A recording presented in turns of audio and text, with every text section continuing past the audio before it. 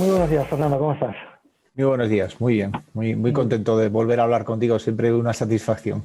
Por Dios, ya sabes que además a mí me encanta y siempre yo recomiendo que al menos una conversación cada 6 meses hay que tener con Fernando porque se aprende muchísimo, muchísimo. A No, mí me eso. encanta, desde luego, lo tengo en mis to-dos, ¿eh?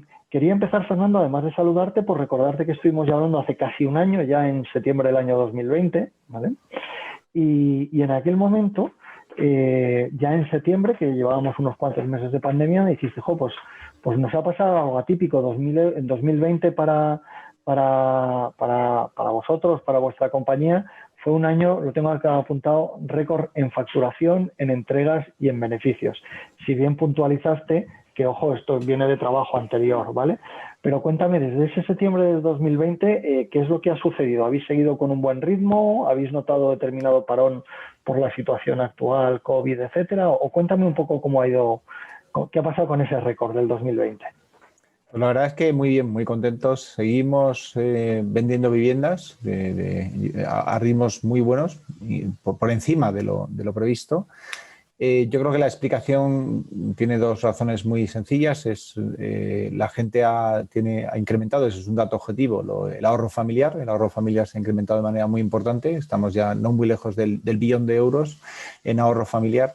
Y por otra parte, no hay activos alternativos. O sea, el rendimiento de los depósitos es tan bajo, incluso en algunos bancos ya empiezan a más o menos decir de manera tímida que van a cobrar por los depósitos, y sin lugar a dudas la gente sigue entendiendo la vivienda como un valor de inversión interesante y como una posibilidad de vender. Nosotros, yo creo que además, ya lo comentábamos en aquella ocasión, el hecho es que como funcionamos en Segunda Corona, sitios en donde por un precio muy ajustado consigues unas dotaciones muy buenas y mucha proximidad al campo, el fenómeno del teletrabajo yo creo que nos ha venido favorablemente, porque empieza a preocuparte menos, alejarte un poquito más del centro de la ciudad si vas a teletrabajar 2 o 3 días por semana, y a cambio tienes más espacio, más zonas comunes, más proximidad al campo, y además los 2 o 3 días que te trasladas a tu trabajo para presencia física, resulta que hay menos atascos. Yo creo que es un hecho objetivo que en Madrid se ha reducido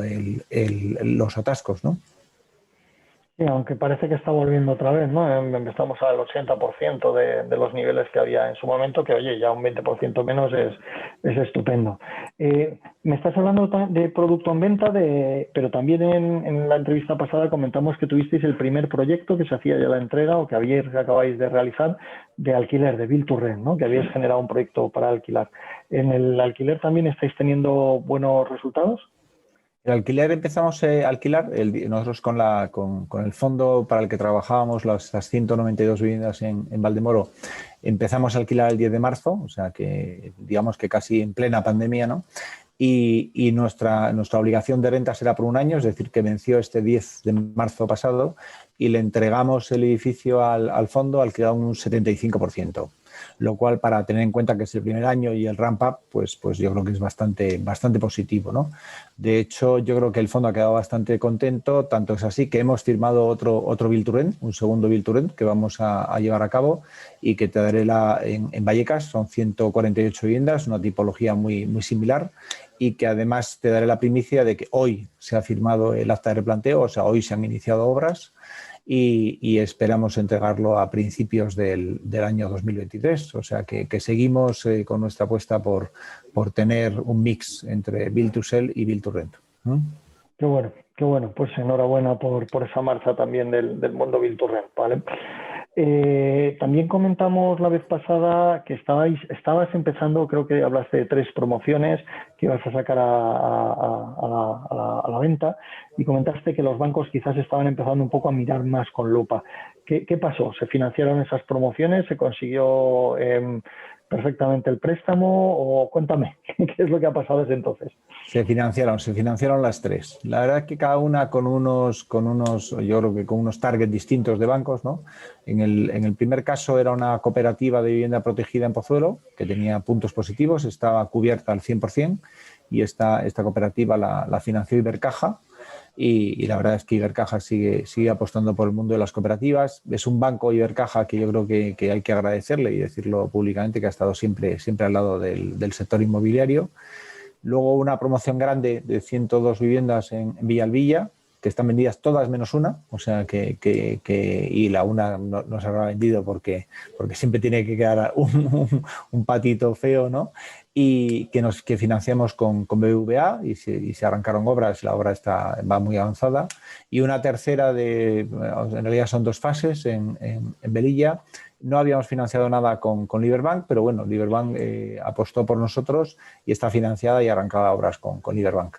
Es decir, que efectivamente, vamos a ver, no fue, digamos, el cambio de tendencia es que antes casi teníamos que elegíamos entre varios bancos cuál es el que nos financiaba en cada promoción, y en este caso no tuvimos varios bancos para elegir, ¿no?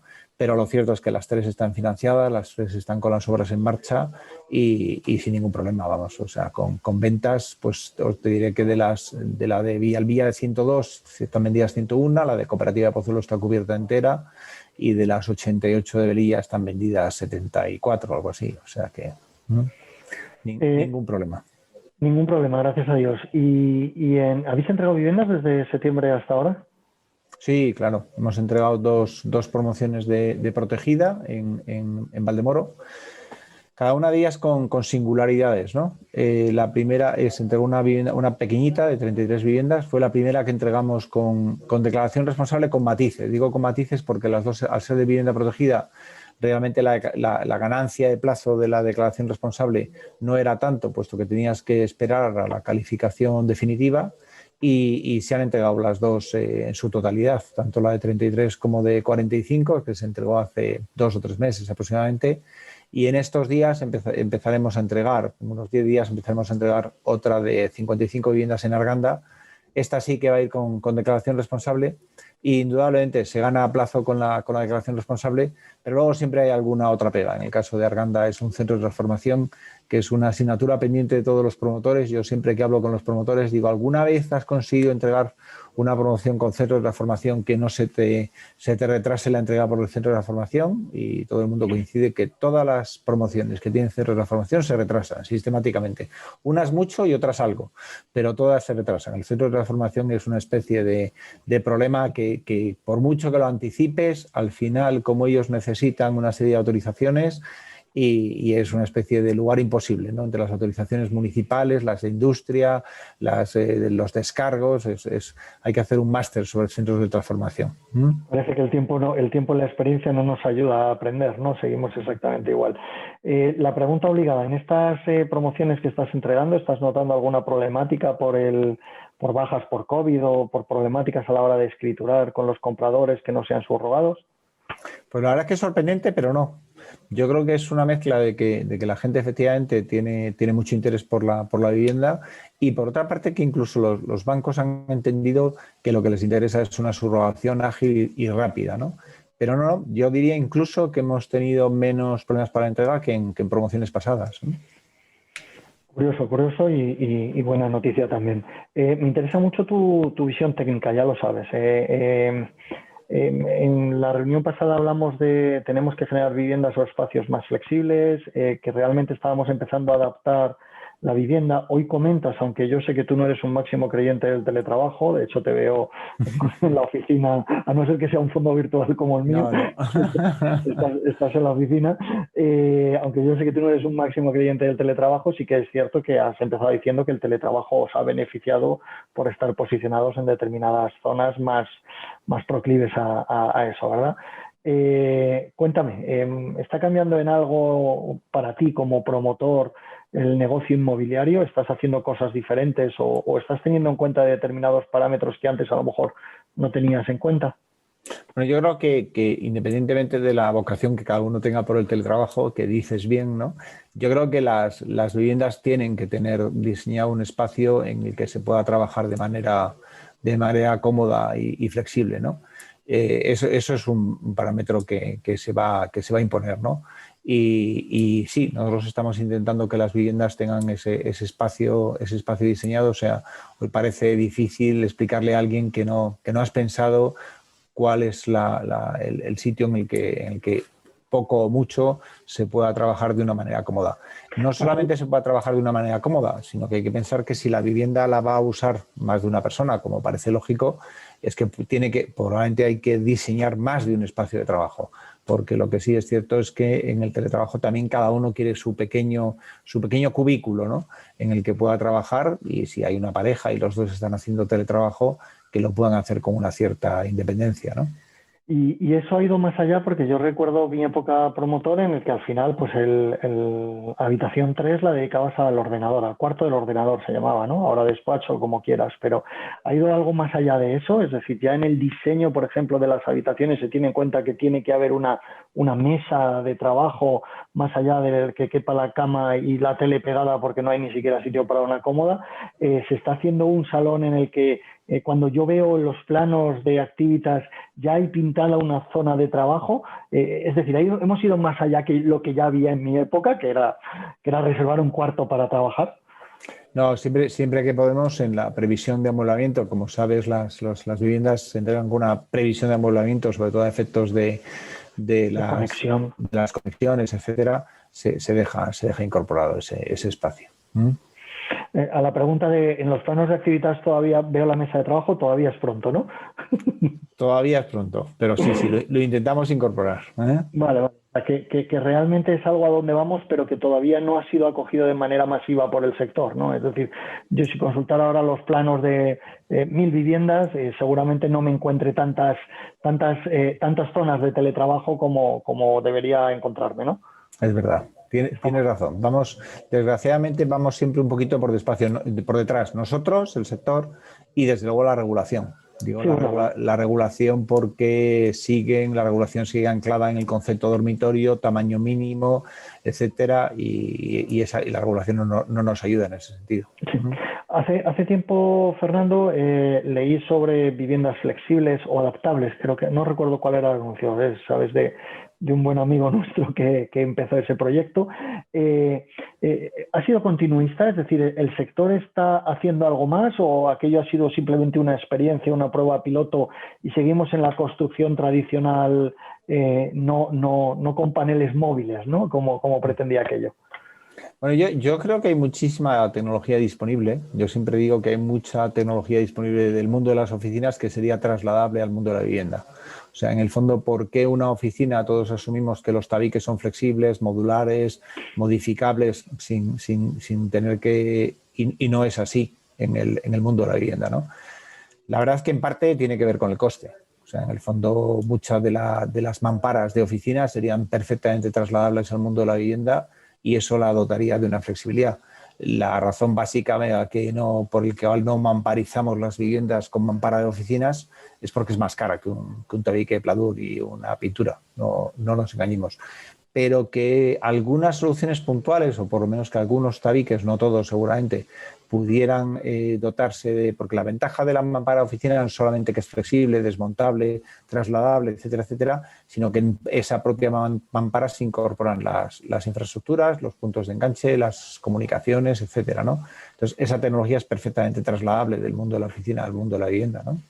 Sí, de hecho, yo creo que has visto, me imagino que conocerás, la construcción está modular basada en piezas Lego, ¿no? En la que un poco puedes mover el tabique, ¿no? Yo de todas formas, cuando has hablado de las instalaciones, yo creo que es una de las grandes preguntas que siempre me he hecho y es por qué un interruptor tiene que estar conectado a una bombilla, ¿no? Cuando ahora mismo estamos en el mundo wifi, en el mundo inalámbrico, para mí lo ideal sería tener un interruptor que yo pudiera pegar, que además con imán, ni siquiera con pegamento, ni con un tornillo, ¿no? Para que lo pueda quitar y lo pueda poner.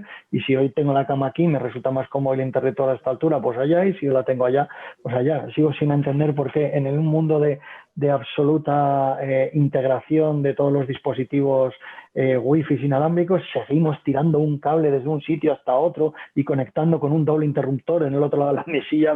Estas cosas me siguen fascinando porque todavía no las cambiamos. Yo creo que queda por hacer y yo no sé si realmente, Fernando, es que empecemos a utilizar tecnología, por ejemplo, como has dicho, de las oficinas y empecemos adoptando a la vivienda, o que realmente nos empecemos nosotros mismos a convencer de que hay que hacer un cambio estructural, ¿no? Y que a lo mejor el 100% de lo que hacíamos anteriormente puede tener variaciones que puedan ser interesantes.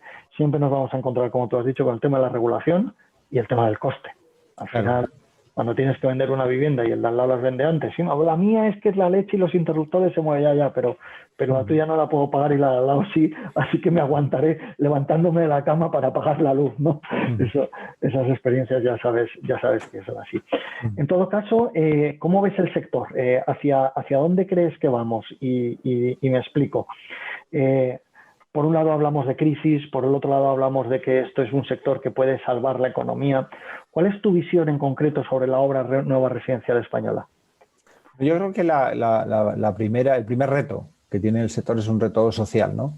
O sea, yo creo que tenemos un reto social muy importante que es dotar de vivienda a los jóvenes. No necesariamente en venta, puede ser en venta o puede ser en alquiler, pero creo que ese es el gran reto que tenemos. Y ese reto, y digo que es un reto social, yo creo que es muy importante. Muy importante primero porque creo que para una sociedad sana los jóvenes tienen que emanciparse pronto.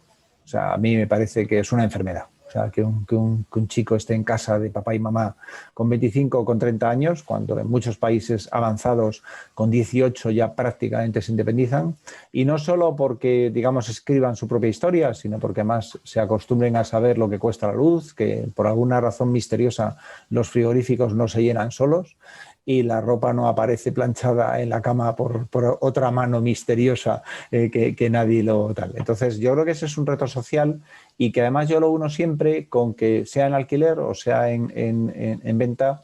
Creo que es bueno que los jóvenes vayan escribiendo su propia historia y que además se les facilite desde los poderes públicos y desde el sector. Yo abogo porque lo que los promotores llamamos el Help to Buy, con sus distintas versiones. El otro día dábamos en Asprima el dato, ¿no? O sea, ya llevan casi 90.000 millones de libras en el Reino Unido dedicados al Help to Buy, que es que en España sería como el presupuesto de vivienda de 100 años aproximadamente, o sea, digo, por ponerlo en valor, ¿no?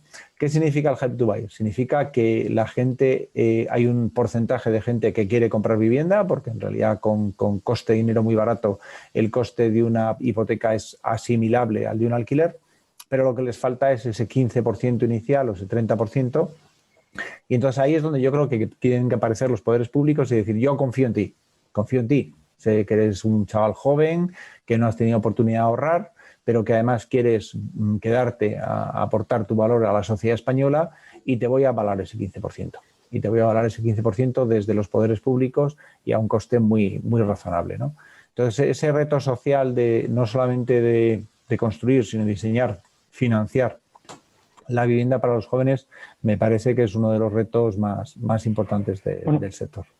Se acaba de aprobar tanto en Madrid como en Barcelona, ¿no? Los dos planes Vives estos de 5.000, 6.000 viviendas, etcétera. O sea que eso, bueno, se supone que traerá vivienda al mercado de alquiler asequible, ¿no? Muy pensado también en ese tipo de personas, ¿no? Gente joven, gente que se está emancipando, etcétera. Aunque yo creo que fundamentalmente la causa de emancipación, porque yo estoy contigo, creo que los jóvenes tienen que emanciparse pero no creo que tenga que ser ni comprando ni alquilando, tenga que ser pues como puedan o como quieran, ¿no? Y que lo que hay que apoyar es que el joven se emancipe, ¿vale? El que encuentre trabajo, el que encuentre un trabajo digno, el que tenga una seguridad en el trabajo, en el que la economía vaya bien para que pueda tener un crecimiento empresarial o un crecimiento profesional. Creo que ese es el factor más importante. Y amén, por supuesto, de que todas las ayudas, tanto la compra como el alquiler, que se puedan realizar son importantes. Pero no te preguntaba tanto hacia dónde crees o pides que deberíamos ir, sino en concreto, independientemente de si esto se produce o no se produce, este famoso Help to Buy como en Reino Unido, que efectivamente estamos a unos cuantos años de estar en esos volúmenes, ¿cuál es tu previsión? Has comentado 2020 fue un récord, 2021 parece que está siendo un año bueno para vosotros también y para el sector de obra nueva, pero ¿hacia dónde crees que vamos? ¿Crees que seguiremos esta tendencia positiva?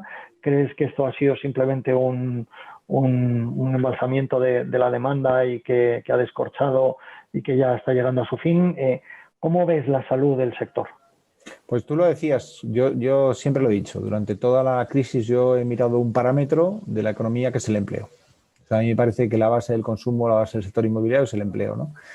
Y el empleo hemos llegado a estar muy rozando, pero no llegamos a los 20 millones de empleados. O sea, yo no miro el desempleo, miro a la gente que está empleada con una nómina. O O sea, digamos porque el desempleo tiene que ver con la población activa, a veces la población activa crece más rápido que el empleo. Lo importante es saber cuánta gente hay cotizando. En lo más profundo de la crisis llegamos a bajar a que solamente 16 millones y pico de personas en España estaban cotizando. Y cuando una persona está cotizando, quiere decir que todos los días sale de su casa, quiere decir que cada mes recibe un salario, a veces mejor, a veces peor. Y creo que la base de todo es el empleo. Si el empleo se sostiene, y yo creo que de momento podemos decir que incluso a pesar de la pandemia no hemos bajado de los 19 millones de cotizantes, creo que a partir de eso la economía, todas las bases de la economía se mantendrán y se producirá una situación económica favorable, ¿no? El otro reto es, bueno, y si se mantiene el empleo y efectivamente somos capaces de diseñar productos para la gente que lo necesita, ¿dónde pueden estar nuestros cuellos de botellas? Pues tenemos un cuello de botella clarísimo en el suelo. Yo creo que el suelo es una asignatura pendiente, lo llevamos diciendo 20 años, pero no se ha resuelto. No se ha resuelto porque realmente, no solamente no se ha resuelto, sino que cada día es más complicado. O sea, cada día movilizar un suelo significa, si antes eran 20 informes sectoriales, ahora son 22 y luego serán 25 y luego serán 30, pero cada vez hay más y más y más y más informes sectoriales y además cada vez más dificultosos de completar y con muchísimas más trabas administrativas, ¿no? Y eso lo que hace básicamente es que el suelo es más caro, más escaso. De hecho, nosotros ahora tendríamos que reponer suelo porque prácticamente nos hemos quedado sin producto en el estante y no estamos encontrando un suelo que cumpla las características de lo que buscamos, ¿no? Hay quien dice que no, que la sociedad en su conjunto no debería generar nuevo suelo, ¿no? Porque lo que habría que hacer es, digamos, aprovechar el suelo que ya tenemos en la ciudad existente, lo que se llama básicamente la regeneración de la ciudad, ¿no? Entonces, es verdad, yo creo que una asignatura pendiente del sector es la regeneración urbana, regeneración, no rehabilitación. Digo rehabilitación porque a mí me parece que esto no va de cambiar ventanas, por mucho que cambiar ventanas está muy bien, pero es algo mucho más profundo. Y el problema de la regeneración urbana, que cada vez que nos juntamos los promotores y contamos casos de éxito, pues puedes contar Baracaldo, puedes contar el puerto de tal, alguna 4 o 5 operaciones que ha habido exitosas en regeneración urbana, todas tienen un denominador común. El otro día hablábamos de una operación en Vigo, que ha sido una operación también importante, que se le dio un premio, y siempre hay un denominador común, que es cuando una operación de regeneración urbana sale adelante es porque has conseguido alinear a las administraciones estatales, y digo a las administraciones estatales, metiendo dentro de las administraciones estatales a la DIF, a ENA, etcétera, etcétera, es decir, a todos los entes públicos que tienen suelo en casi todos los sectores, a las administraciones autonómicas y a las administraciones locales y, por supuesto, a la sociedad civil, ¿no? Eso ha ocurrido en muy poquitas ocasiones y lo normal es que no se consiga alinear. O sea, la operación de Distrito Castellana Norte, la razón por la que ha tardado años y años y años es porque había intereses de administraciones estatales, como es el caso de ADIF, había administración autonómica, había administración local, en el caso del Ayuntamiento de Madrid, y claro, era como pues eso, que todos los planetas estuvieran alineados, ¿no? Pero es una asignatura pendiente, o sea, habría que ser capaces de generar un marco regulador que permita acometer la regeneración urbana con una cierta ambición, ¿no? O sea, barrios enteros en los que seguramente hay que hacer temas de realojamiento, hay que hacer esponjamiento, hay que hacer aumento de altura libre para poder suplir esa edificabilidad, y esa es una asignatura que no acabamos de afrontar en su conjunto. Un gran reto, desde luego, el poner de acuerdo a las administraciones y la sociedad civil y que luego además todo ello sea rentable, porque ponerse de acuerdo es un punto, pero luego además todo esto que tiene que ser rentable. Pues Fernando, yo te agradezco muchísimo este ratito que nos has dedicado, esta pequeña visión de qué es lo que ha pasado de septiembre hasta ahora y este pequeño vistazo al futuro. Y como siempre te pediré que en unos meses nos volvamos a reunir para ver si se está cumpliendo esos cambios que deseamos o que prevemos o cuáles son los retos que tenemos encima de la mesa en aquel momento.